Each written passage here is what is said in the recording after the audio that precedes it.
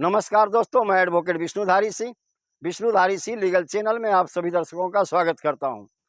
दोस्तों, आज मेरे वीडियो बनाने का टॉपिक है कि क्या पैतृक संपत्ति को, जो शामिलात परिवार की संपत्ति है, उसे पिता अपने बिना पुत्र या पुत्रियों की सहमति से बेच सकता है, और क्या बेचने के बाद बेचे हुए संपत्ति में अपने हिस्से की मांग कर सकते हैं। दोस्तों, आइए ऑनरेबल सुप्रीम कोर्ट इस मुद्दे पर क्या कहता है, हम ऑनरेबल सुप्रीम कोर्ट के जजमेंट और हिंदू लॉ क्या कहता है। दोस्तों आइए इस वीडियो के माध्यम से आपको समझाने का प्रयास करें कि पिता क्या पैतृक संपत्ति को बिना पुत्रों के सहमति से बेच सकता है, और क्या बेचने के बाद पुत्र या पुत्रियों का उसमें कोई हिस्सा होगा। तो आइए दोस्तों, अब बिना समय गंवाए अपने वीडियो के टॉपिक पर चलते हैं। मुल्ला लॉ का आर्टिकल 254 यह प्रावधान करता है, पिता शामिलात परिवार या पैतृक संपत्ति को बिना अपने पुत्र और पुत्रियों की सहमति से भी बेच सकता है। उसमें पुत्र और पुत्रियों का कोई अधिकार नहीं होगा, लेकिन किन किन परिस्थितियों में बेच सकता है, इसके बारे में मिस्टर मुल्ला ने अपने मुल्ला लॉ के अंदर में 254 आर्टिकल में यह प्रावधान किया। पहला है दोस्तों कर्ज। परिवार पर अगर कोई कर्ज है तो पिता अपने पैतृक संपत्ति को बेच करके उसे सधा सकता है। दूसरा है भरण पोषण। अगर पिता के पास आय का कोई स्रोत नहीं है तो अपने परिवार के भरण पोषण के लिए पिता चाहे तो अपने पैतृक संपत्ति को या शामिलात परिवार की संपत्ति को बेचकर अपने परिवार का भरण पोषण कर सकता है। मुकदमेबाजी या बीमारी।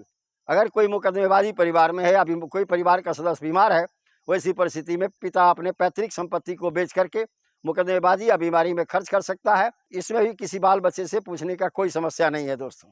अगला है दोस्तों अंतिम संस्कार, और उसके बाद है दोस्तों विकास। किसी व्यक्ति की मृत्यु हो जाने के बाद अंतिम संस्कार, उसका दाह संस्कार कर्म या परिवार के विकास के लिए ही पिता चाहे तो बिना पुत्र और पुत्रियों को पूछे हुए या बिना पुत्र और पुत्रियों की सहमति से पैतृक संपत्ति को बेच सकता है, और पुत्र और पुत्री उसमें हिस्सा की मांग नहीं कर सकते हैं।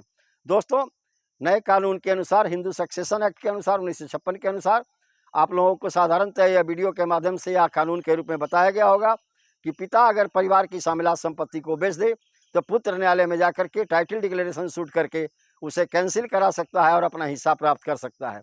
लेकिन दोस्तों, उपरोक्त परिस्थिति में ऐसा प्रावधान मुल्ला लॉ के आर्टिकल 254 के अंदर में नहीं दिया गया है दोस्तों।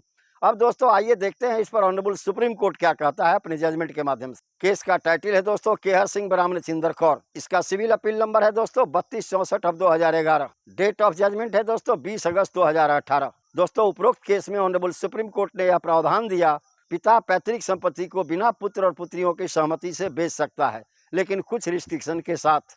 अब दोस्तों आइए देखते हैं पिता किन परिस्थिति में पैतृक संपत्ति को बेच सकता है, इस पर सुप्रीम कोर्ट का क्या कहना है। केस का टाइटल है दोस्तों बी रेड्डी दशरथ रामी रेड्डी। अपीलार्थी है दोस्तों बनाम भी मंजूनाथ, उत्तरदाता है दोस्तों। इसका सिविल अपील नंबर है दोस्तों 7037 यानी 7037 ऑफ 2021। इसका डेट ऑफ जजमेंट है दोस्तों 15 फरवरी 2022। इस केस के अंदर में ऑनरेबल सुप्रीम कोर्ट ने अपने आदेश में कहा या अपने न्याय निर्णय में कहा, जजमेंट में कहा कि कोई भी पिता परिवार के किसी सदस्य के बीमारी में, परिवार के भरण पोषण में, परिवार के शादी विवाह में, परिवार के विकास हेतु, परिवार की पढ़ाई लिखाई के लिए, अगर कोई मर जाए तो उसके दाह संस्कार और श्राद्ध के लिए चाहे तो अपनी संपत्ति को, पैतृक संपत्ति को बेच सकता है। इसमें पिता और पुत्री कोई भी अपने शेयर का मांग नहीं कर सकते। तीसरा स्थिति बताया दोस्तों ऑनरेबल सुप्रीम कोर्ट ने इसी जजमेंट में, अगर पिता चाहे तो धार्मिक संस्कार के लिए, पायस पर्पस के लिए, जैसे पूजा पाठ हुआ दोस्तों, इन सबों के लिए भी पूरी संपत्ति का 1/10 भाग यानी पूरी पैतृक संपत्ति का 1/10 भाग पिता चाहे तो बेच करके या दान दे करके अपना धार्मिक कार्य कर सकता है।